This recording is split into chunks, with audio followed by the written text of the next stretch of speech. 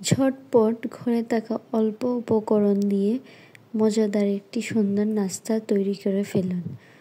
চলুন তৈরি করে ফেলি। আমি একটি বড় সাইজের আলুকে সেদ্ধ করে নিয়েছি। সেই আলুটিকে গ্রেট করে নিয়েছি। তার মধ্যে পেঁয়াজ কুচি দিয়ে দিয়েছি।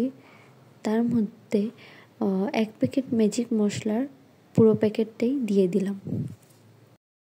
অল্প পরিমাণে নুন দিয়ে দিলাম।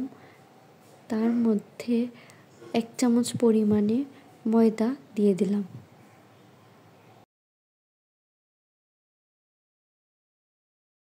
তারপরে আমি অল্প পরিমাণে মরিচের গুঁড়ো দিয়ে দিলাম।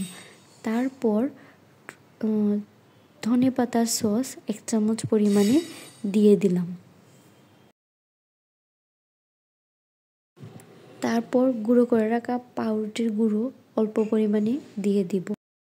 তারপর আমি 1 প্যাকেট লেইস চিপস গুঁড়ো করে দিয়ে দিলাম ফ্লেভারের জন্য। সব কিছুকে ভালো করে একটু মিক্স করে নিব। তারপর নিজের ইচ্ছে মতো একটা সুন্দর শেপ দিয়ে তৈরি করে নিব। আমি এখানে পাউরুটির পিস গুঁড়ো করে নিয়েছি। ভালো করে আমি এগুলো লাগিয়ে নিব পাউরুটির গুঁড়োতে। সবগুলো এরকম করে তৈরি করে নিব।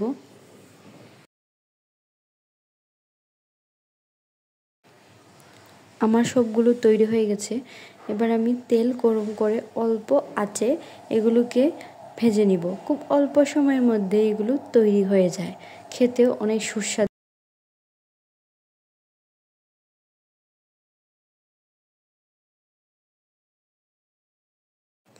আমার ভাজা প্রায় হয়ে গেছে। আমি নামিয়ে নিব। নামিয়ে পরিবেশন করব টমেটোর সস দিয়ে।